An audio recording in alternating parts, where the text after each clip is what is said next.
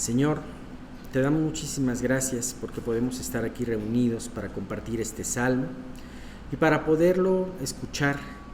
Dios, pues tú inspira, Padre mío, permite que tu Santo Espíritu se pueda mover con toda libertad y sobre todas las cosas que sea un mismo espíritu, Señor, un mismo hilo conductor, el que pueda hacernos entender las verdades de este salmo y las verdades también, Señor, del estudio que nos comparta Miguel de la Santidad. Permite, Padre mío, que tanto uno como el otro podamos estar plenamente nutridos y salir, pues, con una enseñanza para meditar el día de hoy. Señor, te queremos pedir de una manera muy especial por aquellos que no han podido venir y muy especialmente te queremos pedir por Pati López de Nava, Señor, quien se siente débil. Guárdala, Padre mío, permite que ella pueda estar con nosotros pronto y tú fortalécela, Señor, en esta prueba. También de una manera muy especial, permite, Padre, que podamos, que te recordamos a Margarita, Señor, y todas las situaciones por las cuales ella está pasando. Te pedimos mucho por su hijo y que todo esto que está sucediendo en la vida de ella, pues fortalezca la fe de Margarita, pero también pueda ver el fruto de sus oraciones cumplido a través de la salvación de su familia. Te queremos pedir por esto. Los que no pueden venir y que se conectan vía remota, te pido que la tecnología no falle y que, pues Dios, ellos puedan también tener este estudio, así como nosotros presencial. Te queremos pedir todo esto en el nombre de tu Hijo Jesús. Amén. Bien, pues vamos a darle una releída a lo que vimos en la primera parte del Salmo. Estamos viendo el Salmo 111. Hoy, si Dios quiere, podemos ver hasta el versículo 7, si es que podemos hacerlo. Bien, vamos a darle una pequeña releída. Dice: aleluya, alabaré a Jehová con todo el corazón, en la compañía y la congregación de los rectos. Grandes son las obras. No, ¿se sigue escuchando? Sí, ¿verdad? No, ¿verdad?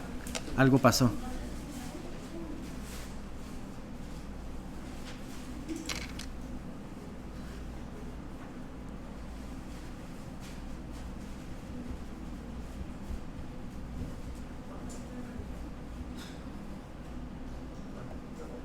¿Sí? Bueno, ¿sí? ¿Ya se escucha?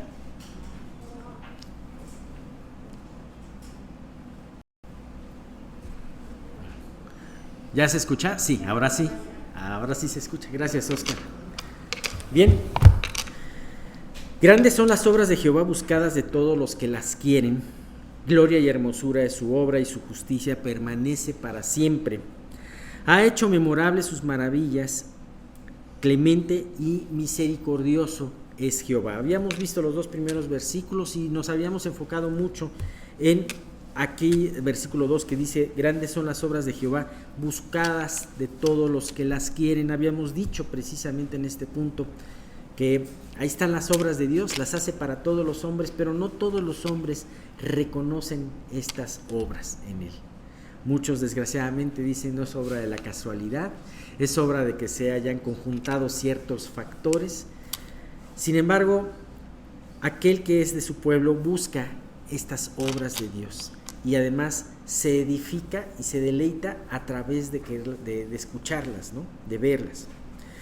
Bien, vamos a ver los siguientes dos versículos. Gloria y hermosura es su obra, y su justicia permanece para siempre. Aquí nos encontramos en este versículo, en el versículo 3, que las obras de Dios no solamente son grandes, como las hemos visto en el versículo 2, sino también son gloriosas y hermosas. Si buscamos las obras de Dios, encontraremos en las obras de Dios también estas dos características: la gloria y la hermosura, y son dos características que nos hablan de Él. Verdaderamente, si volvemos, habíamos estado hablando del libro de Romanos, y si volvemos al libro de Romanos, en este versículo del capítulo, estos versículos que hablan de esta acusación en contra del ateo, en contra de aquel que no quiere, de aquel de que voluntariamente no quiere creer en Dios, nos encontramos con esto: cómo habla y me gusta mucho este versículo porque habla del propósito de las obras visibles de Dios en el hombre, ¿no? Nos vamos a Romanos 1, versículos 19 al 20. ¿No se escucha?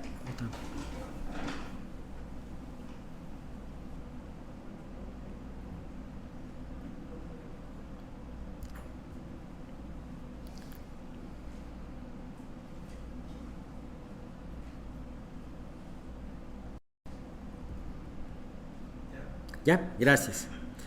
Dice, porque lo que de Dios se conoce, les es manifiesto, pues Dios se lo manifestó.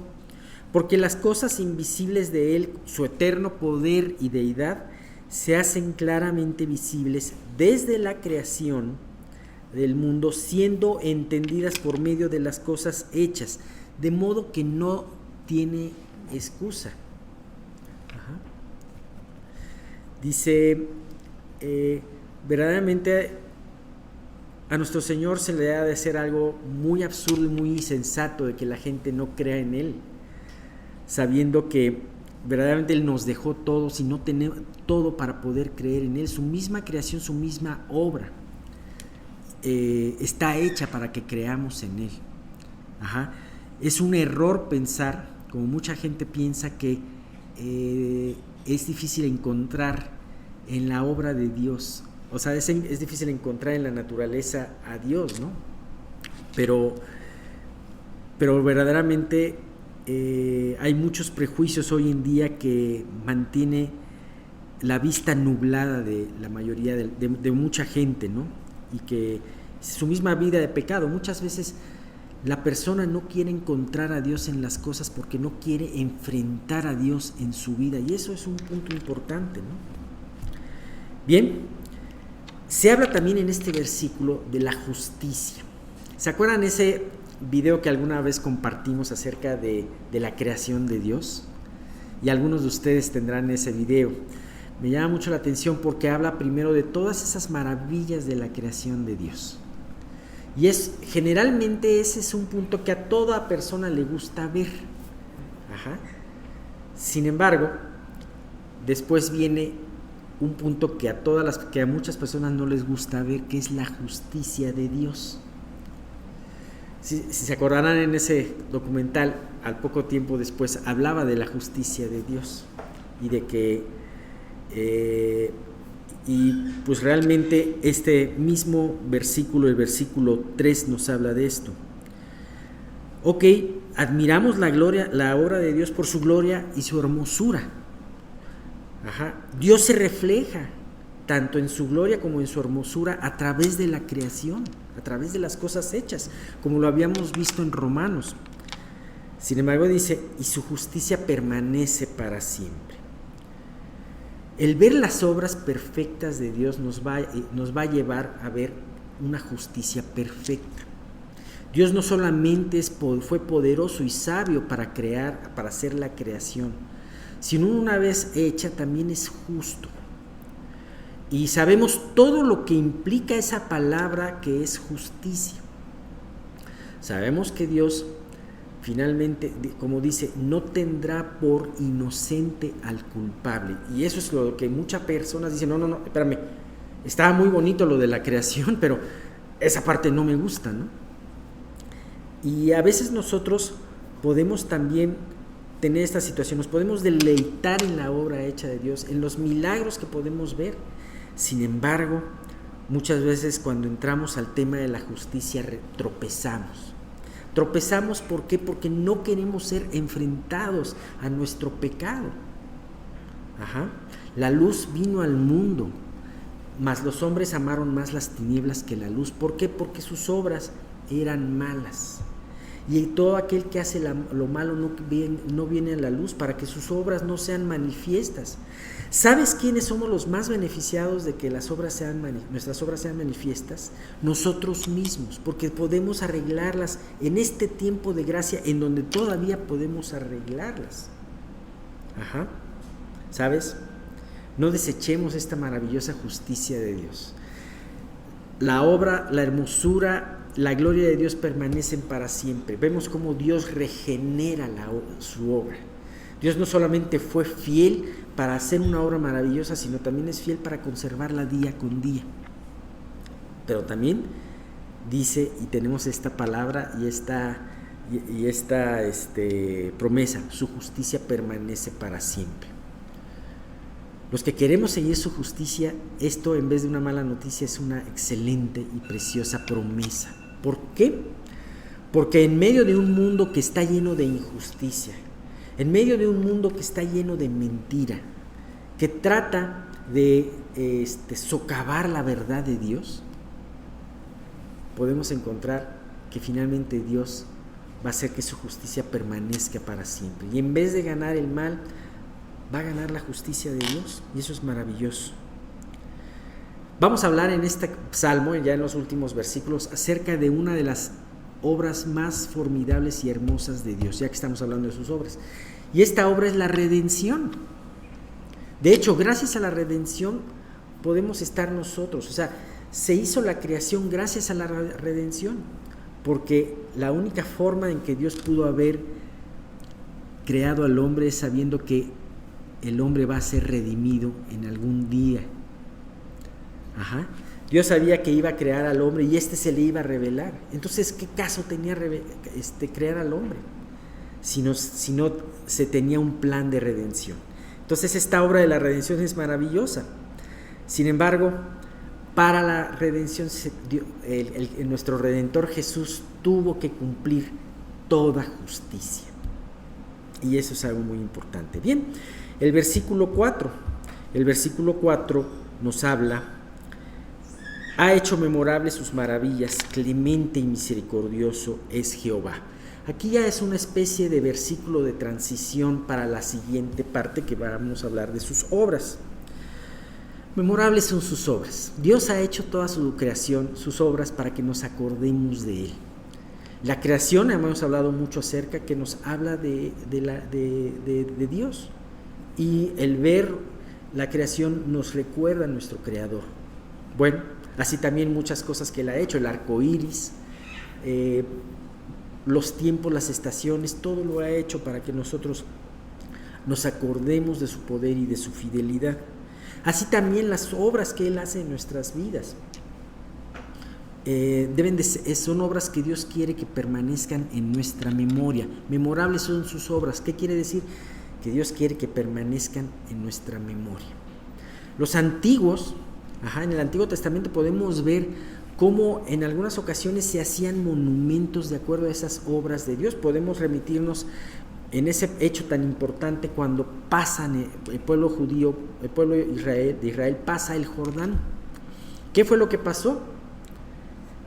Ellos pusieron 12 piedras, un monumento de 12 piedras. Entonces, vemos que así en muchas ocasiones nosotros tenemos que poner en las obras, en las victorias, en las enseñanzas, esos monumentos. ¿Por qué ponemos esos monumentos? Y eso lo dice mucho en el libro de José, para que cuando, y en el libro de en los demás libros de Moisés, para que cuando sus hijos pregunten por qué son esas piedras, por qué es esta situación, ustedes rememoren las grandes obras de Dios. ¿Y por qué Dios nos pide esto? Porque Dios sabe que nosotros somos muy olvidadizos. Ya lo veíamos en el Salmo 103. Dios escribió un Salmo Dios inspiró este Salmo en donde dice, en donde el mismo salmista le dice a su alma que no se olvide de ninguno de sus beneficios. ¿Y por qué? Porque por naturaleza somos olvidadizos. Y ¿sabes qué? De alguna manera, el no tener cuidado de recordar las obras de Dios en nuestra vida también es un poquito como, es como tener menosprecio de esas obras. Muchas veces esas obras de Dios se ven pequeñas cuando nosotros tenemos los problemas, cuando tenemos aflicciones. Y entonces, ¿qué pasa? Vemos nuestras aflicciones grandes y nos impiden ver aquellas obras que Dios había hecho antes. Por eso es importante que estas obras de Dios sean memorables en nuestras vidas. Pero además están con clemencia y misericordia, ¿sabes? Todo lo que hace Dios en nuestras vidas está acompañado con esa clemencia y esa misericordia. Y aún los momentos difíciles, aún las disciplinas que podamos pasar por ellas. A veces, como parte de esa obra extraña, hay cosas que no entendemos. ¿Por qué Dios permitió esto en nuestras vidas? ¿Por qué Dios aparentemente no está contestando de esta manera esta oración que estoy teniendo?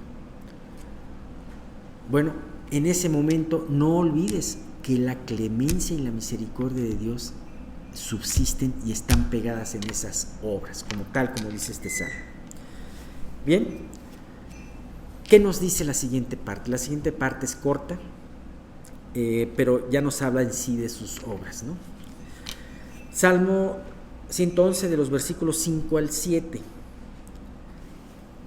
Ha dado alimento, fíjate, ya empieza a decir, ha dado alimento a los que le temen, para siempre se acordará de su pacto. El poder de sus obras manifestó a su pueblo, dándole la heredad a las naciones, de las naciones. Las obras de sus manos son verdad y juicio, fieles son todos sus mandamientos. Me gusta mucho este salmo porque habla de sus obras, habla de su fidelidad al hacer las obras, pero también habla de la fidelidad al hacer los mandamientos. Y fíjate cómo empieza con esta fidelidad. Algo que podemos nosotros ver en esa fidelidad es el alimento. Ha dado alimento a los que le temen, para siempre se acordará de su pacto. ¿A qué versículos les recuerda ha dado alimento a los que le temen? Quizás David, o quizás el salmista que escribió esto, tenía en su mente todos esos 40 años en donde Dios proveyó al pueblo de Israel. Pero también pudo haber tenido este salmo, el 37:25, que dice: joven fui y he envejecido, y no he visto justo desamparado, ni su descendencia que mendiga pan. ¿Sabes? Nos vuelve a recordar a través de esto el sustento diario que Dios tiene para la vida de sus hijos. Nuestro Señor Jesús fue muy claro en recordar a sus discípulos que Dios hace esto en sus vidas. Me impresiona porque tenemos el ejemplo de la pesca milagrosa, tenemos el ejemplo de la alimentación de los 5,000, de la alimentación de los 4,000. Para Dios no es ningún problema el proveernos. Lo importante en cada provisión y en cada momento es enseñarnos su fidelidad. Mateo 6:26, qué mejor versículo para esto. Mirad las aves del cielo, que no siembran ni ciegan, ni recogen en graneros, y vuestro Padre Celestial las alimenta. ¿No valéis vosotros mucho más que ellas? Así que cada vez que tú estés afligido por tu sustento, recuerda esa fidelidad de Dios y recuérdala a través de estas obras memorables, como veíamos en la sección pasada, ¿no? Fíjate que también la palabra alimento, en hebreo, se escribe teref, significa presa o botín. Algo que es producto de una caza o de una victoria. Y es impresionante, esto me recuerda que es como algo que es arrebatado de alguien para dárselo a su pueblo. Me recuerda mucho el versículo de Eclesiastés 2:26, en donde dice: porque al hombre que le agrada, Dios le da sabiduría, ciencia y gozo, mas al pecador le da el trabajo de recoger y amontonar para darlo al que agrada a Dios. También eso es vanidad y aflicción de espíritu. Entonces, vemos cómo Dios muchas de estas riquezas y mucho de este alimento lo toma como botín para darlo a aquellos a los cuales Él ama, ¿no? Y bien, pues, creo que el tiempo tiene muchas otras cosas que ver, pero las vamos a ver el próximo estudio, a seguir viendo o sea, Dios dice que sus obras son memorables, que nosotros debemos de acordarnos de ellas, pero también vemos cómo Él cumple perfectamente su parte al acordarse de su pacto para con nosotros. Verdaderamente, esto me llena de tranquilidad, sabiendo que aunque en muchas ocasiones nosotros podamos ser olvidadizos de la obra de Dios, Dios nunca se olvida de su pacto para con nosotros. Bien, teniendo en cuenta que si Dios no se olvida de su pacto para con nosotros. Entonces, pues somos a través de este salmo exhortados a no olvidarnos de las obras de Dios para con nosotros. Bien, pues terminamos aquí por esta parte. Bien, pues ahora vamos a continuar con nuestro estudio de la santidad de Dios. ¿Sabes? ¿No se oye? Ok, a ver, así. Como quien dice, tengo que hablar un poco más elevado. Es igual. A ver ahí. Ok. Entonces, bueno, les decía que continuamos con nuestro estudio de la santidad de Dios.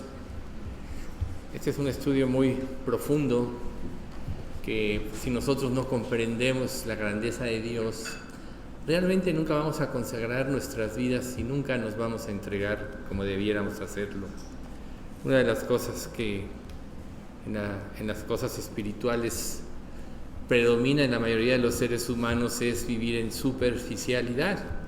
Y en nuestra relación con Dios, pues esto es nefasto, porque si nosotros no nos compenetramos en las verdades espirituales que Dios nos revela a través de la palabra, nunca va a haber una convicción que promueva el cambio de esencia en nosotros.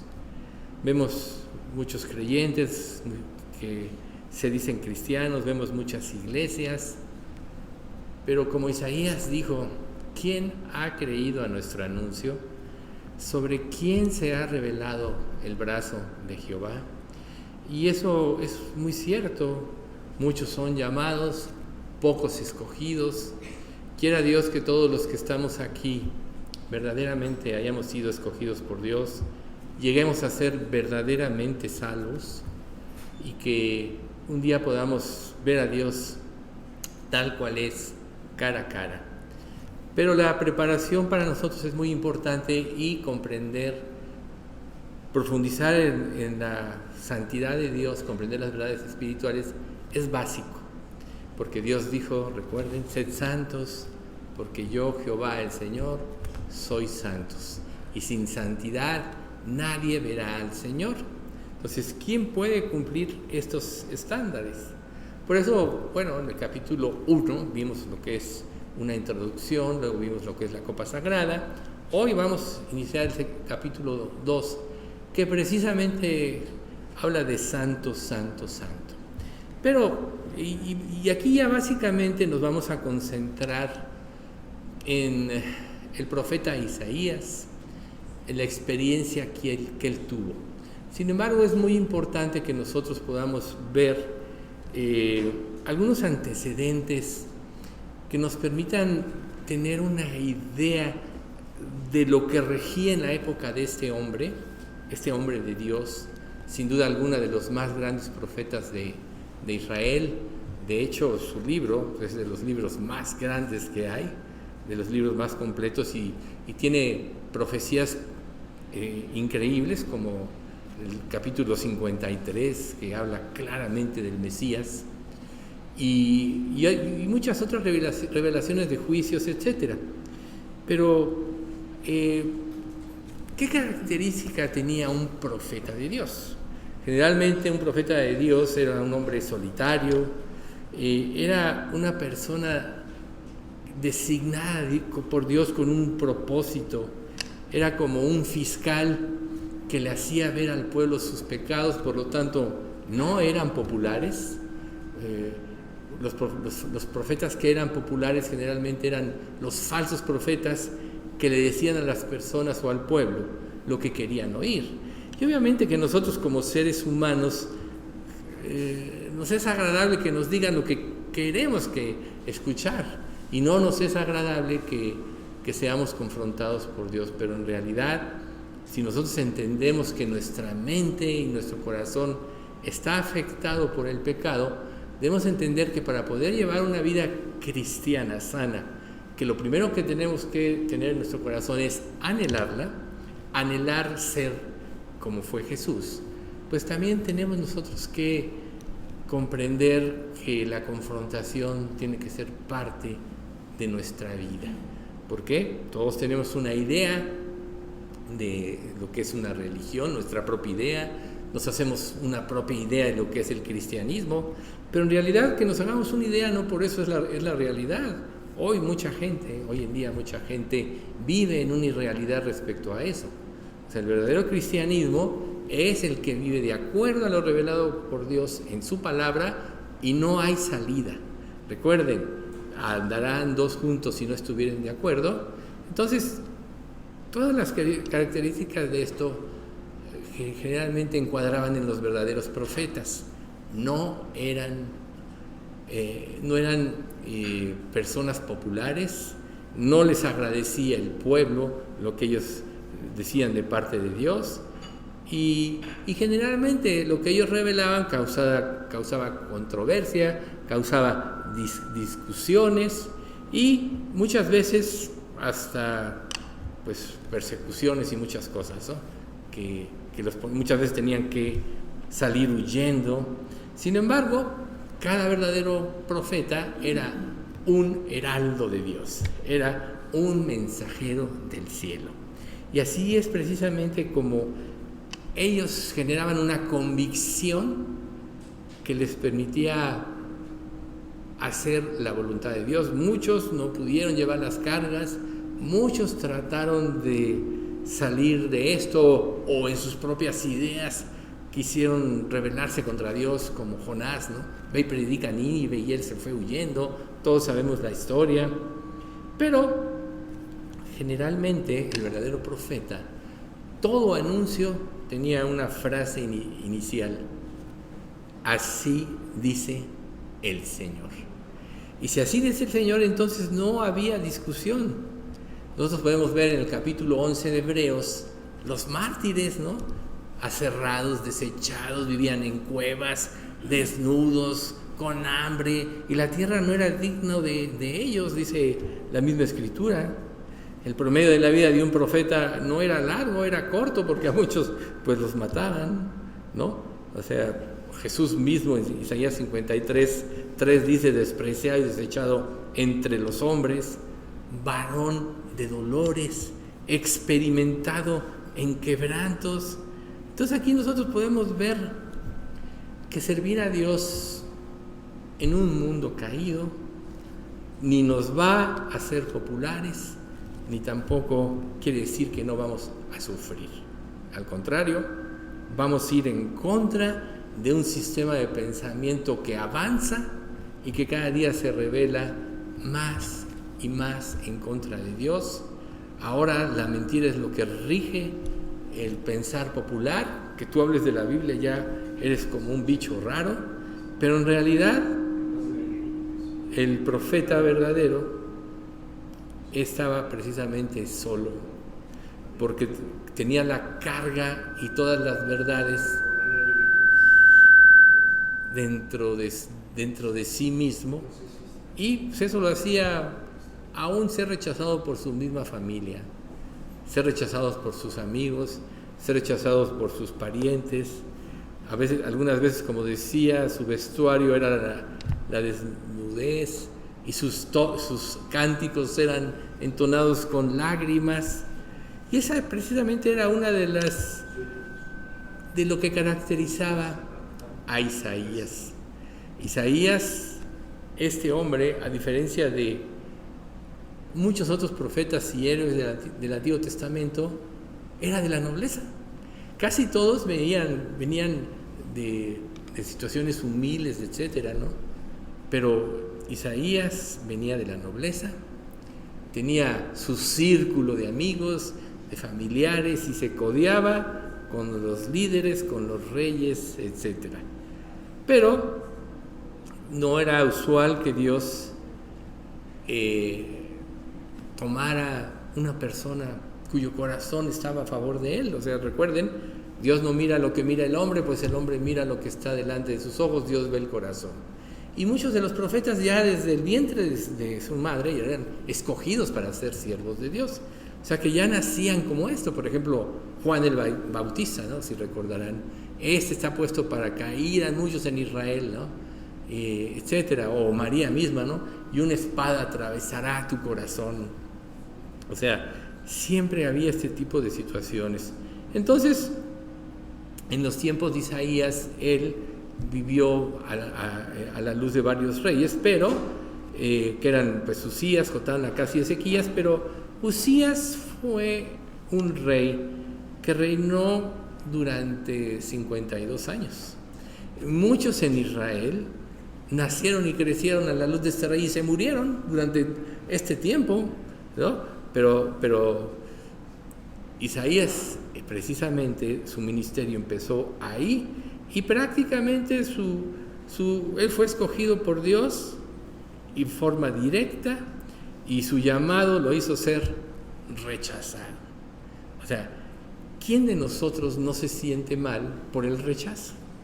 O sea, todos queremos agradar a las personas, que nos elogien, y muchas veces hasta nuestras acciones se modifican para ser aprobados en un grupo.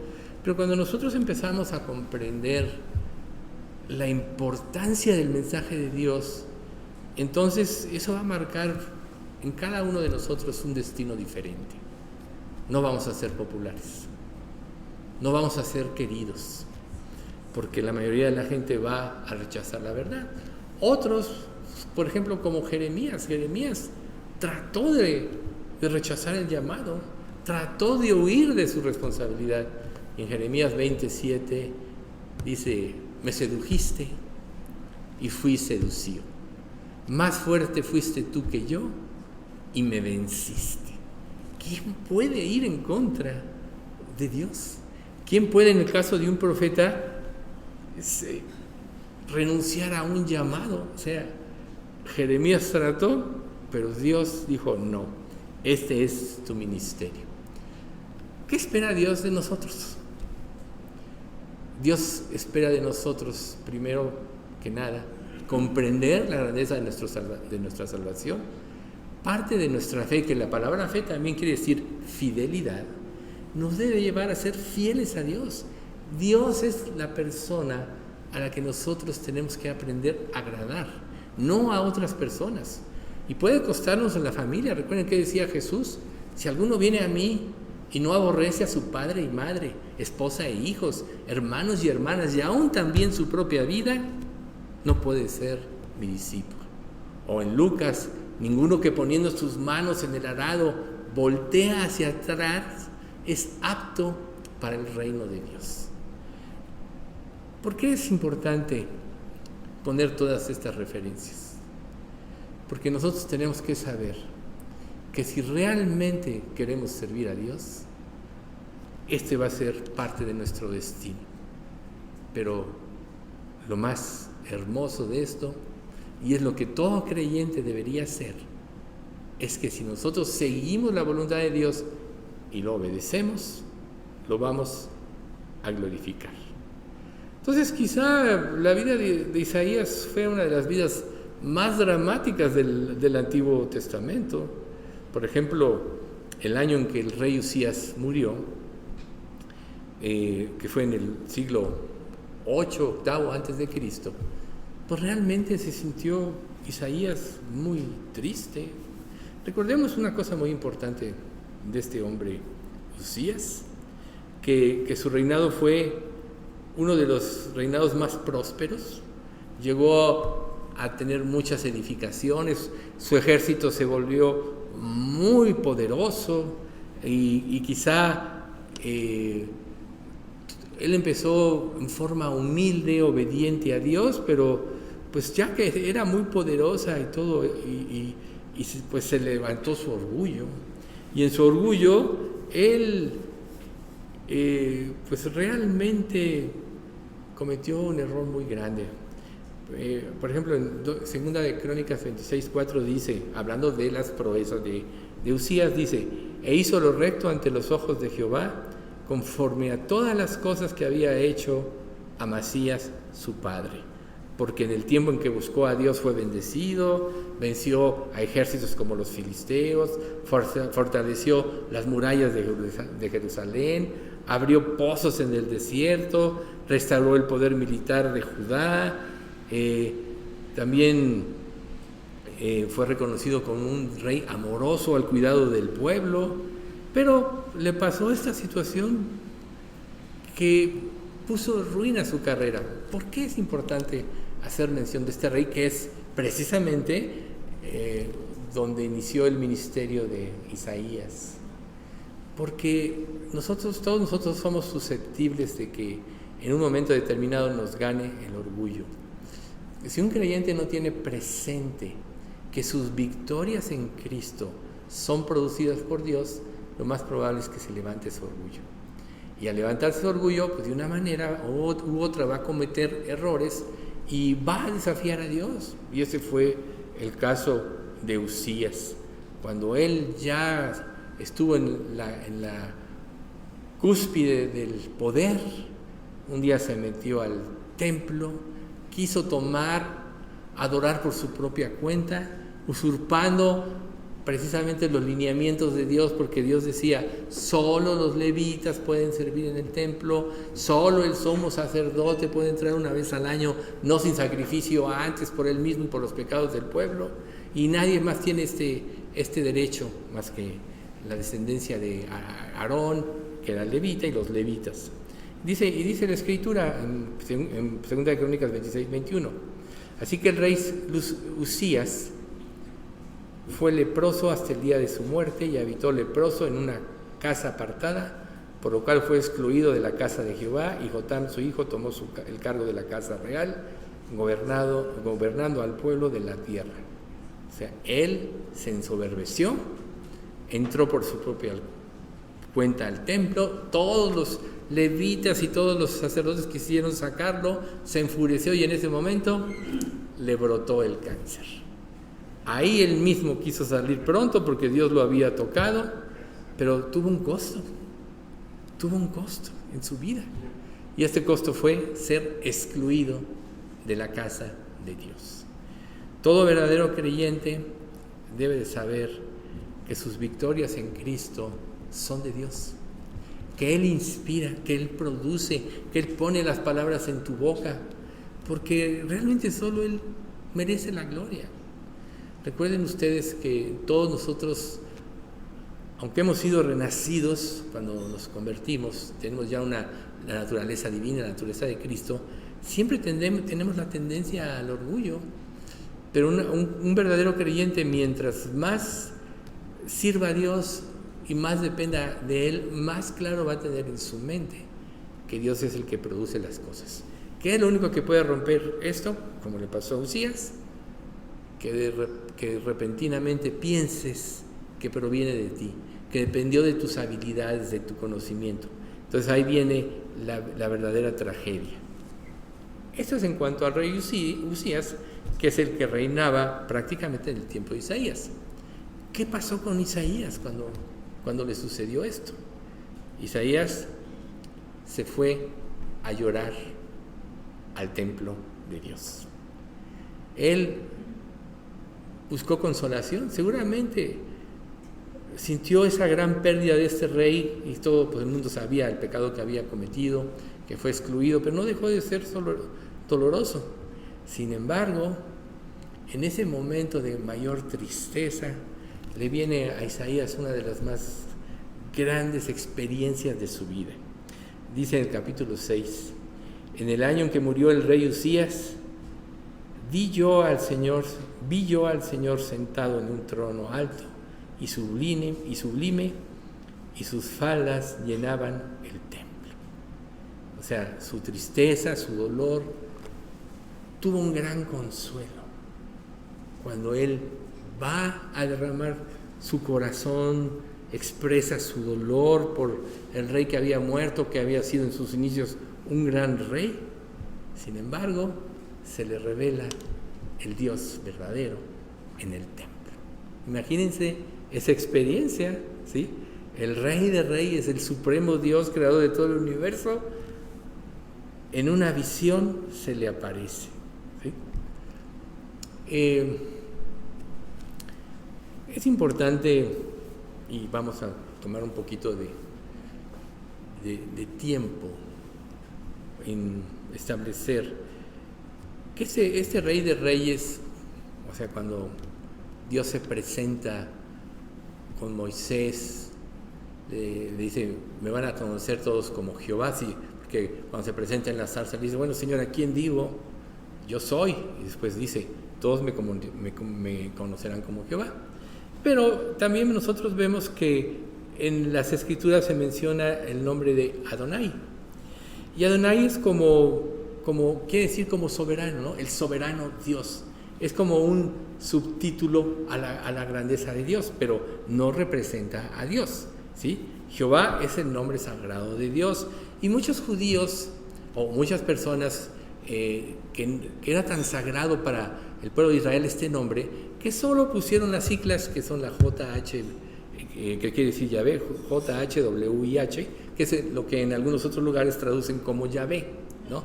Que podríamos decir que esto se conoce como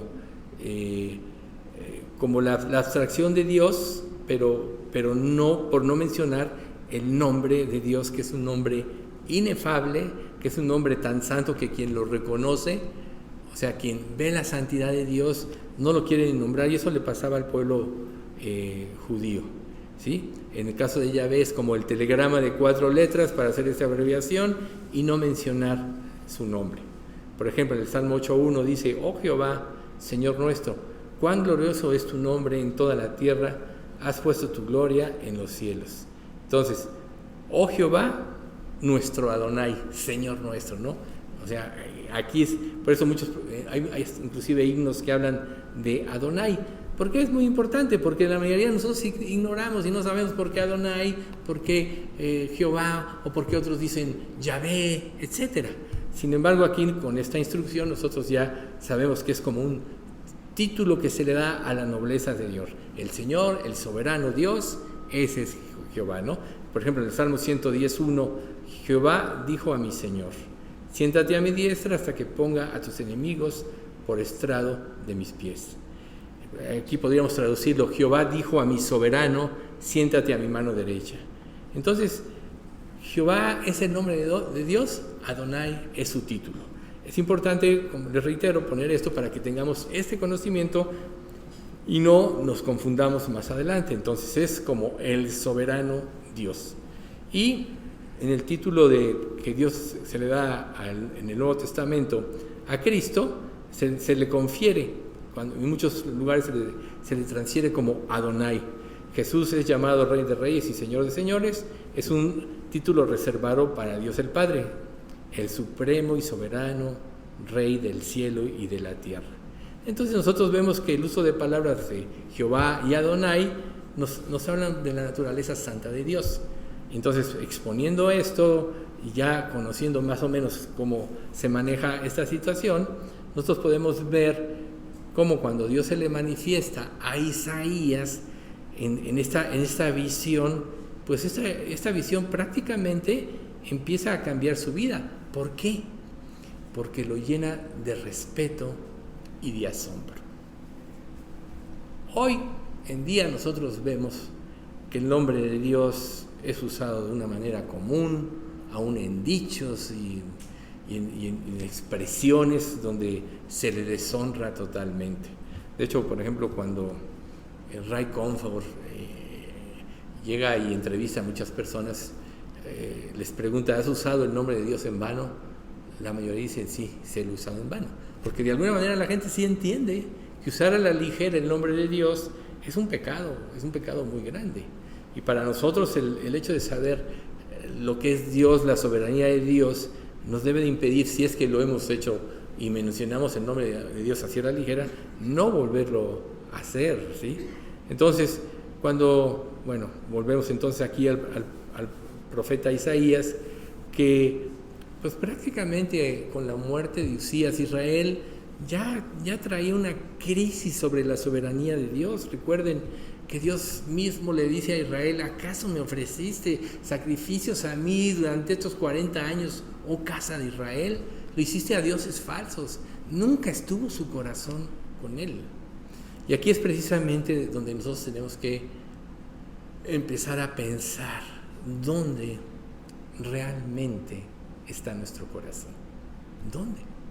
Porque si nosotros amáramos a Dios como Él merece, de la manera y lo reverenciáramos de la manera que Él también merece, nuestra vida sería muy diferente.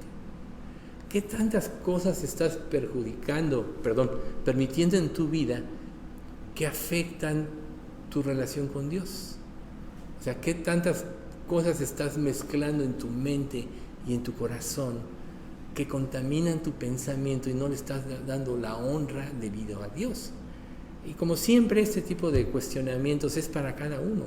Cada uno sabe lo que vive, cada uno sabe lo que piensa, cada uno sabe lo que ve. Pero cuando nosotros nos topamos con la grandeza y la santidad de Dios, como le pasó a Isaías en el momento que él estaba en el templo clamando, realmente nuestra vida debe ser diferente. Porque si nosotros apreciamos la grandeza de Dios, nada se le va a comparar a Dios. Dios es soberano, un Adonai, sobre todas las cosas, y nada se puede comparar a Él. Por tanto, ¿cómo estás o cómo nos atrevemos a mezclar cosas inmundas o cosas que no lo honran con la supuesta adoración que nosotros tenemos a Dios? O sea, recuerden, sed santos porque yo soy santos. A lo mejor antes de todas estas explicaciones y todo este sistema que vamos a estar viendo de estudios sobre la santidad de Dios, nuestra visión de las cosas era como que superficial, nuestro entendimiento era como superficial, pero estamos precisamente estudiando para cambiar nuestro pensamiento, para que nuestra vida ya no sea ligera, para que ya no estemos contaminando nuestra mente con cosas que no honran a Dios. Recuerden ustedes que el pecado seduce y trae lazos. Entonces, cuando nosotros permitimos, aún en el menor grado, el pecado en nuestra vida, nos vamos volviendo permisivos. Y eso permisivo no queda en un pequeño desvío, sino que vamos aceptando más y más y más cosas. Y cuando menos nos demos cuenta, ya podemos estar otra vez como antes en nuestra mente, viviendo y pensando de una manera que no honra a Dios. Entonces, la idea de entender todo esto es que nosotros, al saber lo que significa la santidad de Dios, realmente lo veamos a Él en todas las áreas de nuestra vida y ya no seamos permisivos en cuanto a nuestro trato con el pecado, para que no se afecte nuestra relación con Él ni nuestro discernimiento de todas las cosas. Porque al final de cuentas, ¿qué significa para ti el discernimiento espiritual? Podríamos decir que el discernimiento espiritual es la capacidad de comprender las verdades profundas de la palabra de Dios y aplicarlas a tu vida. Por tanto, si tu vida no está cambiando de esencia, quiere decir que tú no estás creciendo en discernimiento, y si no estás creciendo en discernimiento es porque no estás viendo a Dios como es, como el único soberano, y las Escrituras nos advierten precisamente que ninguna persona va a poder ver el rostro de Dios, ¿no? Por ejemplo, en 1 Juan 4:12 dice, nadie ha visto jamás a Dios. También vemos que un día nosotros le veremos, como dice Juan 3:1, 1 Juan 3:1 y 2, y le veremos tal cual es. Entonces, ¿qué sucediera si hoy Dios se presentara a tu vida, a nuestra vida? ¿Qué sucediera si hoy Dios nos llamara a su presencia? En el mismo 1 de Juan dice al final, capítulo 2, y ahora, hijitos, permaneced en Él, para que cuando se manifieste tengamos confianza, para que en su venida no nos alejemos de Él avergonzados. Imagínate tú, si el Dios que dices que amas, al Dios sobre el cual estás diciendo que vas a consagrar tu vida, te llamara, ¿cómo te presentarías delante de Él?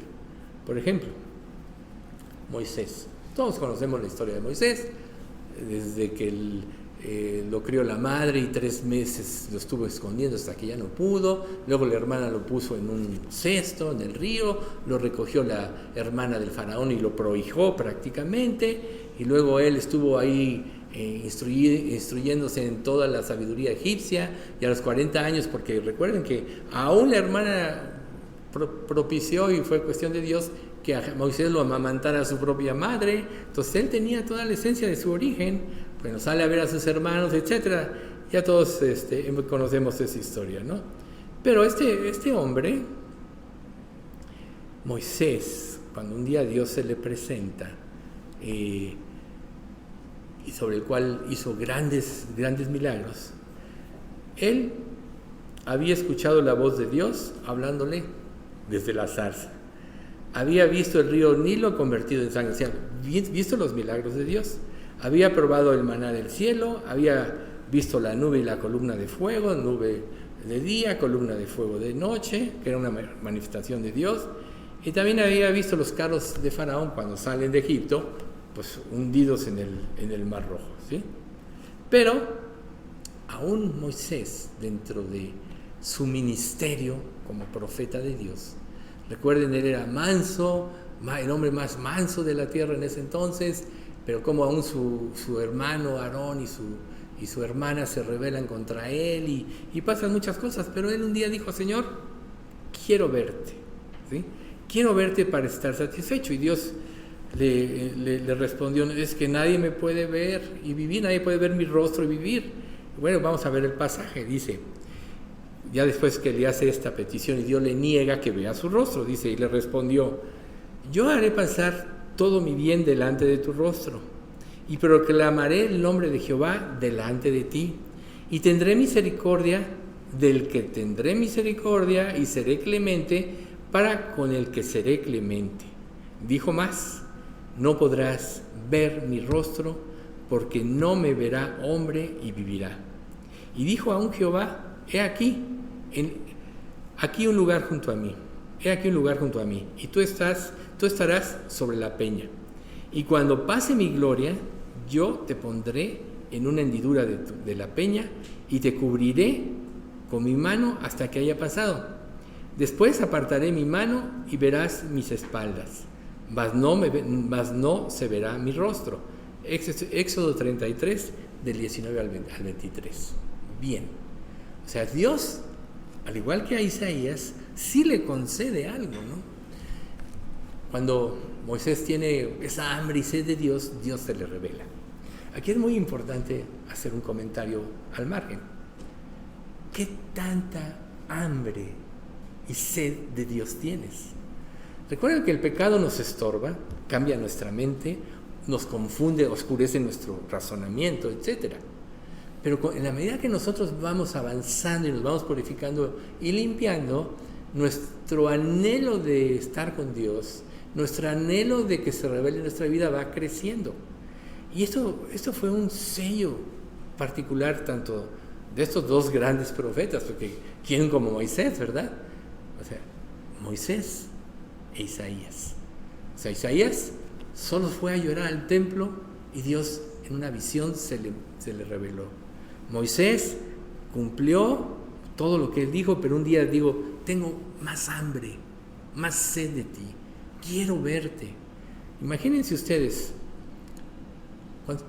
cuando Dios dice que nadie le puede ver y vivir, es que su santidad destruiría a cualquier persona. O sea, Dios es tan santo que por eso nadie le puede ver. Por eso cuando vayamos a su presencia y nos haga Dios como Cristo, volvemos a 1 de Juan capítulo 3, es cuando le veremos tal cual es. Porque ya habrá terminado nuestra vida, ya nos habrá santificado por completo, y entonces seremos semejantes a Cristo y le podremos ver. Pero estas experiencias que tuvieron estos hombres de Dios realmente cambiaron sus vidas. Y nosotros como creyentes tenemos que buscarle, aprender a buscarle de esta manera, hasta que se vaya revelando en nuestras vidas. En eso va a consistir nuestra entrega. ¿Vamos a tener luchas? Claro que sí. ¿Nos vamos a encontrar con querer sostener áreas de nuestra vida de pecado que no queremos soltar? Claro que sí. Pero si nosotros no creemos la Escritura, nunca vamos a cambiar. Si nosotros no creemos la Escritura, nunca vamos a poder experimentar en plenitud el gozo de Dios. O sea, recuerden, el gozo de Jehová es vuestra fuerza. Anda, entra en el gozo de tu Señor. ¿A quién? A quien obedeció. Cuando Dios se revele, entra en el gozo de tu Señor, ¿no? Los justos al castigo eterno, donde el gusano de ellos no muere y el fuego no se acaba. Los injustos, perdón. Los justos a la presencia de Dios, ¿verdad? Entonces, en nuestra vida como creyentes, una de las cosas que debemos anhelar, y si no pedirle a Dios, es que realmente queremos que Él se revele más en nuestra vida. Pero para eso tenemos que anhelar la santidad. Podríamos decir que nadie puede ser santo por su propia cuenta, pero todo empieza con la disposición de nuestro corazón. Y la disposición de nuestro corazón va aunada a nuestra búsqueda de su voluntad. ¿A través de qué?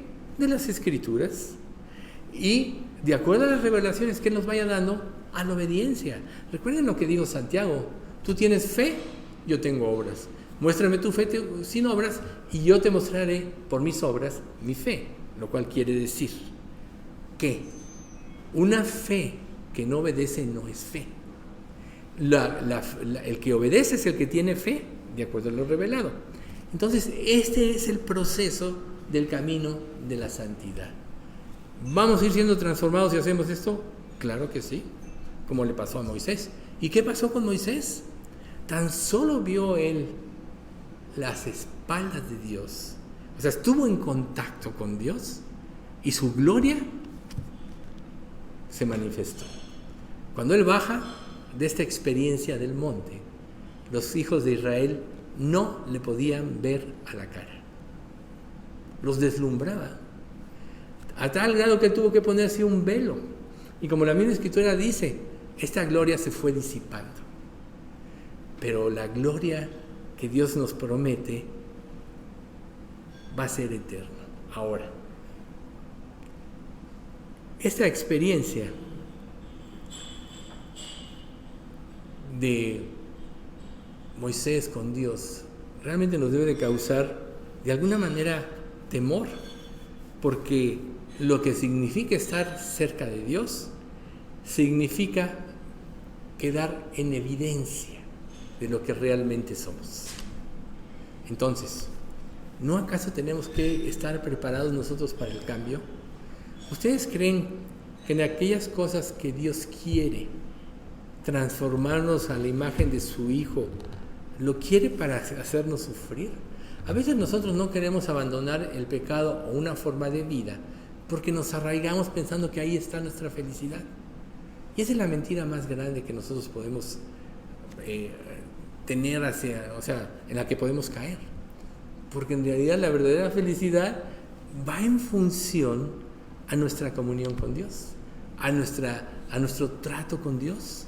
O sea, si Dios es el creador de todas las cosas, Él puso en ti todas tus emociones, sentimientos, tus sentidos, etcétera, tus motivos de felicidad, o sea, como la Escritura misma dice, ¿no? Dándonos pan cada día, etcétera. O sea, vemos ahí la mano de Dios. Aún Él hizo a Eva como una compañera a Adán, ¿no? La ayuda idónea y todo eso. Ese ser que hizo todas las cosas de esta manera, cuando le pide que tú lo obedeces, ¿es porque quiere hacerte sufrir? No.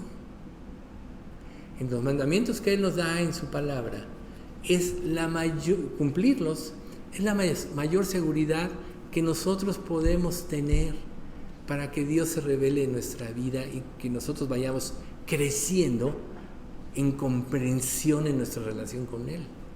Muchos nos podemos quedar en los inicios de nuestra vida cristiana como bebés espirituales. Por eso Pedro, en 1 de Pedro 2:2, ya lo vimos la vez pasada, desead como niños recién nacidos la leche espiritual no adulterada, para que por ella crezcáis para salvación. O sea, Pedro mismo lo pone como un deseo que debe imperar en cada hijo de Dios. Pero muchos se quedan ahí como bebés espirituales porque no están dispuestos a dar toda su vida por Dios. toda esta introducción de la vivencia del profeta Isaías, y por eso tocamos también lo de Moisés, es muy importante, porque Isaías, como decíamos, era de la nobleza, se codeaba con lo mejor de la élite de Israel, ¿no? Y le tocó influir a muchos reyes, incluyendo a Ezequías, es el gran rey de Israel, ¿no? Uno de los grandes reyes de Israel. Pero al final de cuentas, si nosotros no podemos vislumbrar a través de la palabra el rostro de Dios, o sea, que sea manifiesta su gloria, su amor, su benevolencia, su misericordia, realmente no vamos a cambiar. Recuerden que, o sea, ¿qué pasa cuando nosotros tenemos problemas en nuestra vida, por ejemplo? Y acudimos a Dios. Todos los que hemos puesto de alguna manera nuestra fe en Dios, cuando tenemos problemas, lo primero que hacemos es acudir a Dios. Dios, ¿por qué a mí esto? Ayúdame en esta prueba, sácame adelante de este problema. Muchas veces problemas producidos por nosotros mismos, por nuestra superficialidad o nuestra ligereza en el actuar, nos metemos en situaciones críticas.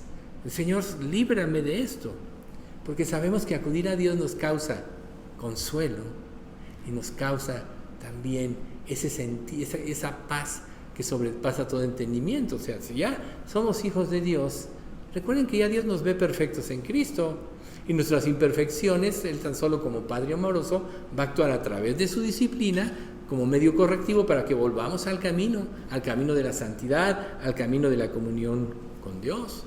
De hecho, uno de los, por ejemplo, para el pueblo de Israel, uno de los pasajes de la Biblia que se usaba como algo que se decía, precisamente que está en Números, muchos de ustedes hasta se lo saben de memoria, 6:24 al 26, que dice: Jehová te bendiga y te guarde.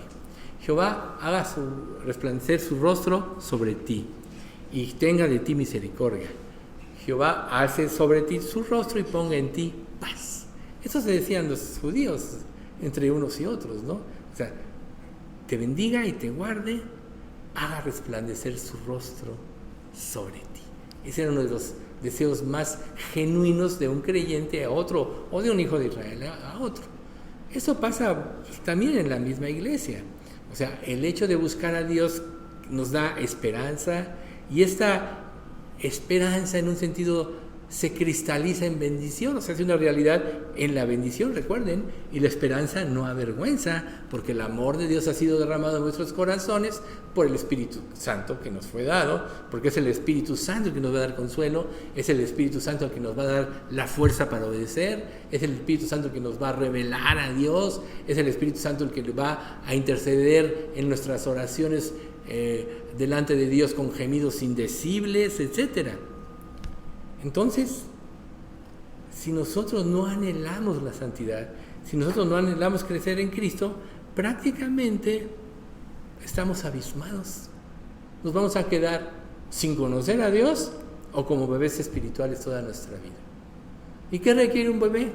Pues la corrección, el cuidado. O sea, una característica del bebé es: niño, no agarres eso, va y lo agarra, y lo agarra, y lo agarra. Y muchas veces el papá tiene que darle una disciplina o algo fuerte para que ella no lo haga. Yo tengo un primo que de chiquito metió 2 alambritos a un contacto de luz y luego con la boca se deformó todo. El pobre pues tiene ahí más o menos mi edad, jovencito, y ¿saben una cosa? Con muchos complejos en su vida y todo. Su boca, su cara se quedó deformada por eso, ¿no? Claro, digo, yo no sabemos cómo estuvo exactamente, yo solo sé qué pasó, pero seguramente le advirtieron: no hagas esto, no hagas lo otro, no hagas aquello. Y muchas veces Dios así nos está advirtiendo y advirtiendo: no vayas por este camino. Siempre, en pocas palabras, busca el camino de la santidad, busca el camino que yo te marco, etcétera, ¿no? Y a veces tenemos que sufrir consecuencias, como David. ¿Quién como David? Al que Dios siempre dijo: mi siervo, como mi siervo David cuando buscaba. O sea, cometió muchos errores, lo sabemos, pero si él hubiera hecho caso de lo que Dios le decía, si hubiera refrenado sus instintos, sus deseos pecaminosos, que quizá él mismo desarrolló por de alguna manera infringir ciertas leyes de Dios, no hubiera traído tantas consecuencias a su vida. Muchos creyentes están sufriendo no por ser, como estamos viendo en la introducción de esto, no por ser testigos fieles de Dios, donde la gente te desecha, donde la gente ya no quiere saber de ti porque es confrontada con tu propia vida, con la luz que brilla en ti por el Evangelio, cosas de ese tipo, sino que muchas gentes sufren por haber desobedecido a Dios. Sufren porque no le quisieron creer, porque no creyeron que Él tiene para nosotros lo mejor y que en sus mandamientos está la salvaguarda de nuestras vidas, está el camino de la verdadera seguridad. Entonces, nosotros, si hoy comprendemos todo este mensaje, vamos a anhelar la santidad y vamos a tener la certeza de que una vez le veremos a Él tal como Él es, cara a cara. Cuando Jesús enseñó las bienaventuranzas en Mateo 5:8, dijo: bienaventurados los puros de corazón, porque ellos verán a Dios. Por tanto, nosotros tenemos que anhelar esta pureza del corazón y quitar de nuestra vida la impureza que nos impide ver a Dios.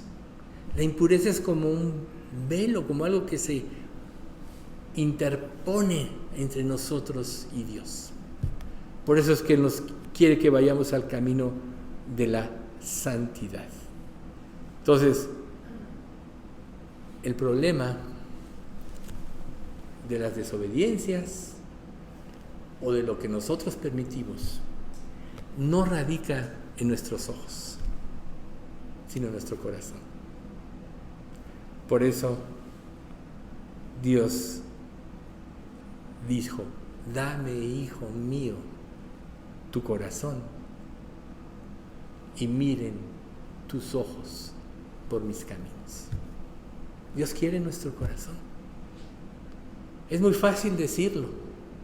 Quizá rendirle el corazón a Dios signifique cambiar nuestra vida. Cosas que ya tomamos como actos de felicidad de lo que hacemos o como lo hemos estructurado, quizá tengamos que renunciar a ellos. Pero qué tan grande es tu amor a Dios en comparación a tu apego al pecado o a la forma de vida que has consentido que te impide ir a Dios. Cada uno de nosotros tendrá que evaluarlo.